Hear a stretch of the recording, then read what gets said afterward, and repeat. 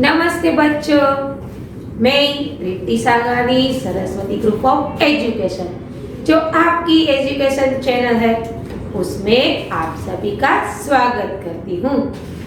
बच्चों, पिछले क्लास में हमने कहानी लेखन का अभ्यास किया था। आज हम इस क्लास में अपनी इकाई की ओर आगे बढ़ेंगे। यहाँ पर हम दूसरी इकाई का अभ्यास करेंगे। इस इकाई में आपको 4 प्रेरक प्रसंग दिए गए हैं। यहाँ पर हम इस क्लास में 2 प्रेरक प्रसंगों का अभ्यास करेंगे। अगले क्लास में अगले 2 प्रेरक प्रसंग का अभ्यास करेंगे। ठीक है, चलो पिछले क्लास में हमने जो अभ्यास किया है उसे थोड़ा याद कर लेते हैं। बच्चों, आपको कहानी सुनना, कहानी लिखना, कहानी पढ़ना बहुत अच्छा लगता है कि नहीं? यस, मैंने आपको बताया था कि कहानी किस तरह लिखी जाती है। संकेतों के आधार पर, चित्रों के आधार पर, रूपरेखा के आधार पर, अधूरी कहानी को पूरा करना शब्दों के आधार पर। ठीक है, ये कई तरीकों से कहानी लिखी जा सकती है। कहानी के लिए कौन कौन सी चीजें आवश्यक है? तो पहले चाहिए कथा वस्तु, फिर संवाद, उससे पहले पात्र यानी कि चरित्र चित्रण। मैंने आपको बताया था कि कहानी पशु पक्षियों के आधार पर हो सकती है, देवी देवताओं के ऊपर हो सकती है, भूत पिशाच पर हो सकती है, काल्पनिक हो सकती है यानी परियों की दुनिया की बात हो सकती है, जादूगर की भी हो सकती है और आम इंसान की भी हो सकती है। कहानी से हमें बहुत कुछ सीखने को मिलता है। और सबसे पहली बात, कहानी किसे कहते हैं? जीवन के किसी प्रसंग को या प्रेरक प्रसंग को कहानी कहा जाता है। हमारे जीवन में जो कोई घटना घटित हुई है तो वो एक कहानी है क्योंकि वो बीत गई है। मैंने आपको बताया था कि कहानी भूतकाल में लिखी जा सकती है। ठीक है, कहानी लिखते वक्त हमें अक्षरों को अच्छा करना है, फिर वाक्यों को छोटे छोटे रूप में रखना है, योग्य जगह पर योग्य विराम चिन्हों का इस्तेमाल करना है कि नहीं? यस, इन सारी बातों का हमने अभ्यास किया था। साथ में मैंने आपको बताया था या तो पात्र अच्छे होते या तो बुरे होते हैं, तो उसके लिए भी हमें कुछ विशेषणों की भी आवश्यकता रहती है। तो उस प्रकार के शब्द भी हमारे पास होने चाहिए। ठीक है, और एक बात कही थी कि कहानी समस्या से शुरू होती है और समाधान पर खत्म होती है, लेकिन ऐसा जरूरी भी नहीं है। बहुत ऐसी कहानियां होती है जो हमें बहुत कुछ बड़ी सीख दे जाती है। तो चलो बच्चों, यह तो हुई हमारे पिछले क्लास की बात। आज हम इस क्लास में हमारी इकाई नंबर 2 उसके 2 प्रेरक प्रसंगों की चर्चा करेंगे। यानी कि इस इकाई का साहित्य प्रकार है प्रेरक प्रसंग। इस इकाई का नाम है हम भी बने महान। अब इंसान महान कब बन सकता है? चलो आप ही बताइए, इंसान महान कब बन सकता है? यह जब उसके अंदर प्रामाणिकता, फिर कर्तव्य, फर्ज की भावना, ये सारी चीज होती है, तभी वह महान बन सकता है। तो बच्चों, हम अपनी इकाई के पहले प्रसंग की ओर आगे बढ़ते हैं। पहला प्रसंग है कर्तव्य का। चलो हम उस पर नजर करते हैं, उस पर दृष्टि लगाते हैं। मेले में सब खिलौने ले रहे थे, तब नरेंद्र नामक एक लड़के ने 2 रुपये का एक शिवलिंग खरीदा। बच्चों, पहली प्रेरक प्रसंग यानी कि पहला प्रेरक प्रसंग हम पढ़ने जा रहे हैं। ठीक है, कर्तव्य के बारे में। यहाँ पर कुछ शब्द भी आएंगे जो आपको समझना बहुत जरूरी है। तो चलो पहले शब्दार्थ की ओर दृष्टि डाल लेते हैं। चवन्नी 4 आने का सिक्का। बेखबर यानी कि अनजान। चवन्नी यानी कि आप गुजरातीમાં કહો છો ને 25 पैसा पावले, राइट? उसको हिंदी में चवन्नी कहा जाता है। बेखबर यानी अनजान, जिसे किसी चीज का पता नहीं है, मालूम नहीं है। दौरान बीच में, यदि कोई घटना घटित हो रही है तो उसके बीच में। प्रसिद्ध यानी कि विख्यात, मशहूर। समारोह यानी उत्सव, समारोह यानी उत्सव। नम्रतापूर्ण यानी कि विनय के साथ। स्वयं सेवक, सेवा की भावना करने वाला, सेवा की भावना से काम करने वाला। यह एक शब्द समूह भी है। यदि ऐसा पूछा जाए कि सेवा की भावना से काम करने वाला, तो क्या आएगा? स्वयं सेवक। यथास्थान यानी कि उचित जगह पर। मुख्य यानी प्रमुख। मंच यानी कि स्टेज। भेदभाव यानी कि व्यवहार में अंतर। यदि शब्द समूह इस प्रकार भी पूछा जा सकता है कि व्यवहार में अंतर, शब्द समूह के लिए एक शब्द दीजिए, तो क्या आएगा? भेदभाव। आप मुहावरे पर प्रकाश डालते हैं। रोड़ा अटकाना यानी कि रुकावट डालना। ठीक है, चलो यहाँ पर 4 प्रेरक प्रसंग है। सचिन तेंदुलकर के बारे में है, गोपाल कृष्ण गोखले के बारे में है, स्वामी विवेकानंद के बारे में है, और एक अली यानी कि हजरत अली जो थे उसके जीवन का एक प्रसंग दिया गया है। तो हम पहले प्रसंग की ओर आगे बढ़े, जो कि है कर्तव्य। कि मेले में मेला लगा हुआ था, मेले में बहुत लोग खिलौने खरीद रहे थे। क्या खरीद रहे थे? खिलौने खरीद रहे। तभी नरेंद्र नामक एक लड़का है, वो क्या करता है? 2 रुपए का एक शिवलिंग खरीदता है। क्या करता है? 2 रुपए का एक शिवलिंग खरीदता है। अब भी उसके पास एक चवन्नी बची थी। चवन्नी यानी मैंने पहले ही बताया 4 आने का सिक्का। जब वो शिवलिंग खरीद लेता है, बाद में उसके पास एक चवन्नी ही बचती है। एक रोते हुए लड़के को देखकर नरेंद्र ने उससे पूछा, क्यों रो रहा है? लड़के ने कहा, मेरे पास एक चवन्नी थी, कहीं गिर गई है। अब मेरी माँ मुझे बहुत डांटेगी और पीटेगी। देखो, नरेंद्र भी छोटा है, वह एक शिवलिंग खरीदता है कितने रुपए में? 2 रुपए में, और बाद में उसके पास एक चवन्नी भी बचती है। तभी उसे एक रोता हुआ लड़का दिखाई देता है। नरेंद्र उससे पूछता है कि क्या हुआ? तो वो बताता है कि मेरी चवन्नी कहीं खो गई है, अगर वो नहीं मिली तो मेरी माँ मुझे डांटेगी और पीटेगी, यानी कि मारेगी। कोई बात नहीं, वो यहाँ लो चवन्नी, कहकर नरेंद्र ने अपनी चवन्नी उसे दे दी और आगे बढ़ गए। अभी नरेंद्र कुछ दूर ही गया था कि सामने से एक मोटर आती दिखाई दी। एक छोटा सा बच्चा उस मोटर के बिल्कुल बेखबर चल रहा था। नरेंद्र ने झपट कर उस बालक को खींच लिया। एक पल की देरी होती तो यह बालक मोटर के नीचे आ जाता। देखो, जब नरेंद्र उस बच्चे को चवन्नी दे देता है, फिर वो आगे बढ़ता है। जब वो आगे बढ़ रहा था, तभी रास्ते में उसे एक मोटर दिखाई दी। मोटर के सामने एक छोटा सा बच्चा जा रहा था, लेकिन वो मोटर से बेखबर था कि सामने से मोटर यानी कि पीछे से मोटर आ रही है। नरेंद्र ने क्या किया? नरेंद्र ने उस लड़के को खींचकर धक्का दे दिया, इसलिए उसको बचा लिया। कुछ देर हो जाती तो शायद वो बच्चा उस मोटर के नीचे आ जाता। चलो आगे देखते हैं।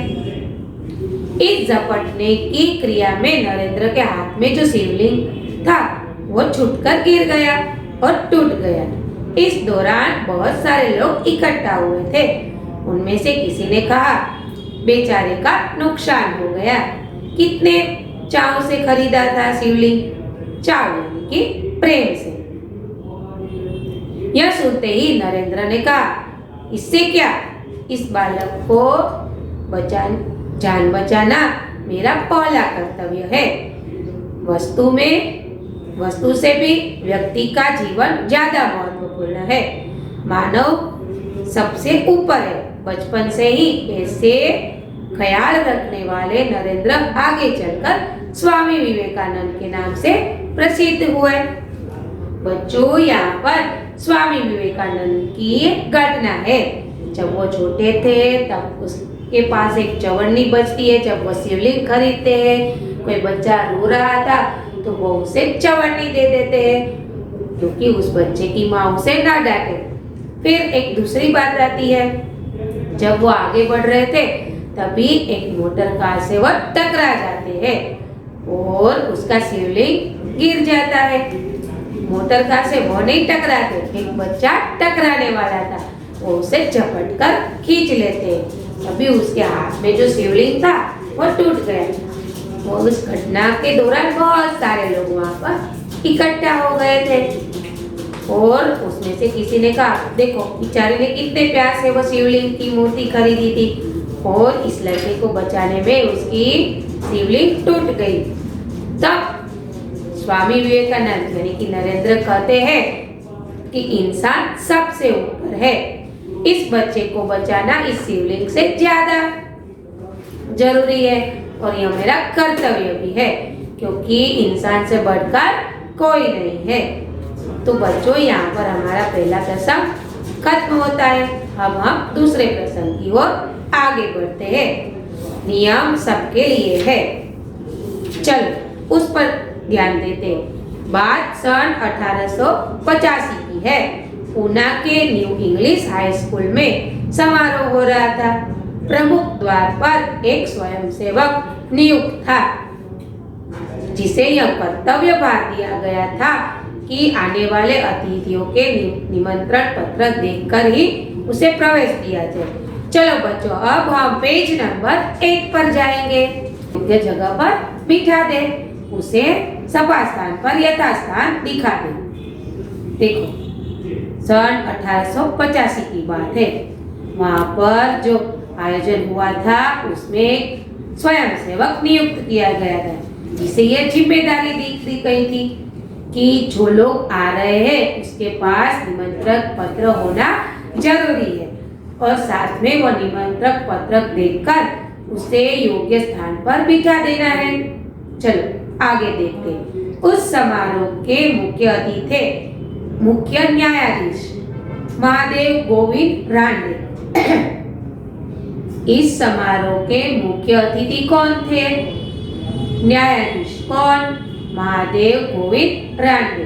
जैसे ही वह विद्यालय के द्वार पर पहुंचे, वैसे ही स्वयंसेवक ने उन्हें अंदर जाने से शालीनता पूर्वक रोक दिया और निमंत्रण पत्र की मांग की। शालीनता पूर्वक यानी कि शिष्टाचार के साथ। क्या? शिष्टाचार के साथ। क्या करते हैं? स्वयंसेवक वो न्यायाधीश है कि नहीं है, उससे उसे कोई लेना देना नहीं। वो अतिथि है, लेकिन उसके पास निमंत्रण पत्र होना जरूरी है। तो जब वो न्यायाधीश महादेव गोविंद रांडे आते हैं, तब स्वयंसेवक क्या करते हैं?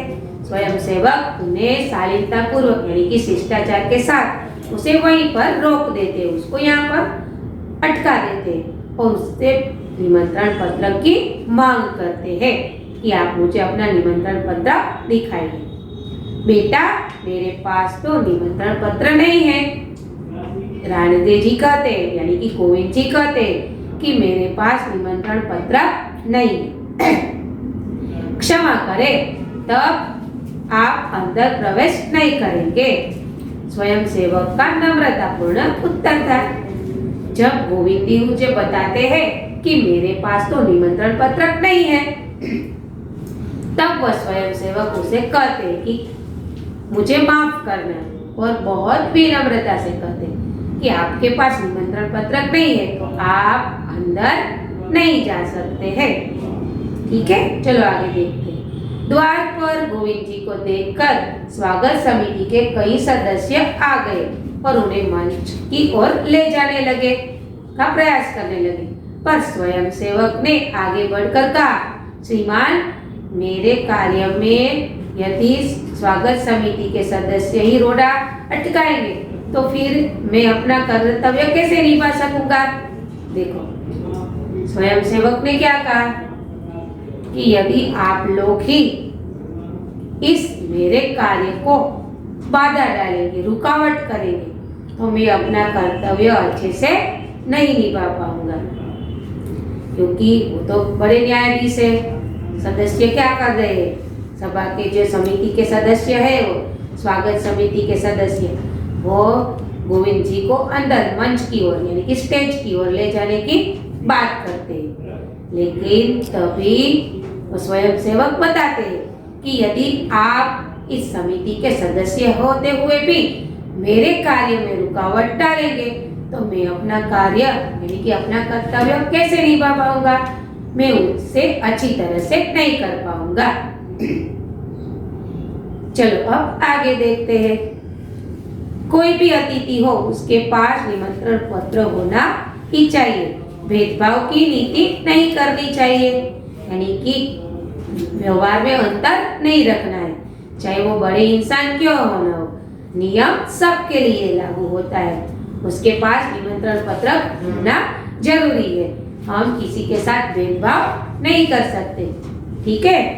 यह स्वयं सेवक आगे चलकर गोपाल कृष्ण गोखले के नाम से प्रसिद्ध हुआ और देश की बड़ी सेवा की। तो बच्चों, यहाँ पर ये दोनों प्रसंग खत्म हो जाते हैं।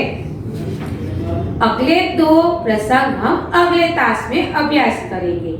तो बच्चों, आपने इस दोनों प्रसंगों से कुछ शिक्षा प्राप्त की होगी। आपने अभी जो देखा कि नियम सभी के लिए होते हैं, यानी कि यदि हम अपने कार्य को अच्छी तरह से भेदभाव की भावना से करेंगे तो हम किसी के साथ भेदभाव नहीं कर पाएंगे। चाहे कुछ भी हो जाए, हमें सभी नियमों का अच्छे से पालन करना है, ठीक है। चलो, कुछ प्रश्नों के रूप में हम इस इकाई को दोनों प्रसंगों को फिर से दोहरा लेते हैं। कर्तव्य प्रसंग में किसकी बात की गई है? यस, कर्तव्य प्रसंग में नरेंद्र की बात की गई है। नरेंद्र बड़ा होकर क्या बना? नरेंद्र बड़ा होकर स्वामी विवेकानंद के नाम प्रसिद्ध हुए। ओके, नरेंद्र ने शिवलिंग कितने रुपए में खरीदा था? नरेंद्र ने शिवलिंग 2 रुपए में खरीदा था। शिवलिंग खरीदने के बाद नरेंद्र के पास कितने पैसे बचे? शिवलिंग खरीदने के बाद नरेंद्र के पास 54 बच गई। जब वो शिवलिंग लेकर जा रहे थे तब उसे सामने कौन दिखाई दिया? जब वो शिवलिंग लेकर जा रहे थे तब सामने उसे रोता हुआ लड़का दिखाई दिया। नरेंद्र ने क्या किया? नरेंद्र ने उस रोते हुए लड़के को एक 54 दे दी। अब जब स्वामी विवेकानंद यानी कि नरेंद्र आगे बढ़े तब क्या हादसा हुआ? जब वो आगे बढ़े तब एक लड़का मोटर से टकराने वाला था। नरेंद्र उसे झपट कर खींच लेते हैं। ओके, जब नरेंद्र उसे खींच लेते हैं तब क्या हुआ? जब नरेंद्र उस लड़के को खींच लेते हैं तभी उसके हाथों से शिवलिंग गिर जाता है और टूट जाता है। ओके, वहां पर इकट्ठा हुए लोगों में से किसी ने क्या कहा? वहां पर इकट्ठा हुए लोगों में से किसी ने कहा, देखो, इस बच्चे ने कितने प्यार से शिवलिंग खरीदा था लेकिन वह टूट गया। इस बात का नरेंद्र ने क्या प्रत्युत्तर दिया? इस बात का नरेंद्र ने प्रत्युत्तर दिया कि इंसान सबसे बड़ा है, इंसान सबसे ऊपर है, दूसरों की जान बचाना हमारा पहला कर्तव्य है। निर्जीव वस्तु के समान सजीव का बहुत महत्व है। तो यहाँ पर वह अपने कर्तव्य की बात करते हैं। इस शिवलिंग का इतना महत्व नहीं है, लेकिन सजीव जीव को बचाना सबसे बड़ा कर्तव्य है। अब दूसरी बात करते हैं। 1885 में विद्यालय के एक समारोह का आयोजन किया गया था। वहां पर स्वयं सेवक के रूप में गोपाल कृष्ण गोखले जी थे। उस सभा का नियम था कि किसी को निमंत्रण पत्र के बिना अंदर नहीं आने देना है। तभी न्यायाधीश महादेव गोविंद रणवे आते हैं। उसके पास वो निमंत्रण पत्र नहीं था, इसीलिए गोपाल कृष्ण गोखले उसे नहीं जाने देते। स्वागत समिति के लोग गोविंद जी को अंदर ले जाने की ओर आगे बढ़ते, लेकिन तभी गोपाल कृष्ण गोखले कहते हैं कि नियम सबके समान, सबके लिए एक समान होते हैं, हमें उसमें किसी प्रकार का भेदभाव नहीं करना चाहिए, इसीलिए वह गोविंद जी को प्रवेश नहीं करवाते। तो बच्चों, यहाँ पर हमारी इस इकाई के ये दोनों प्रसंग खत्म होते हैं। मैं आशा करती हूँ कि आपको ये दोनों प्रसंग अच्छे से आ गए होंगे। आप इसका स्क्रीनशॉट ले लीजिए, जिससे आपको वर्कशीट लिखने में आसानी रहेगी। इस टास्क के बाद आपको एक वर्कशीट दी जाएगी। आपको अपनी बुक के अंदर दिनांक, विषय, विषयांक, इकाई नंबर, इकाई का नाम लिखकर यह कंप्लीट करनी है। अब हम अगले टास्क में फिर मिलेंगे, अगले 2 प्रसंग की चर्चा करेंगे। तब तक के लिए अलविदा, धन्यवाद।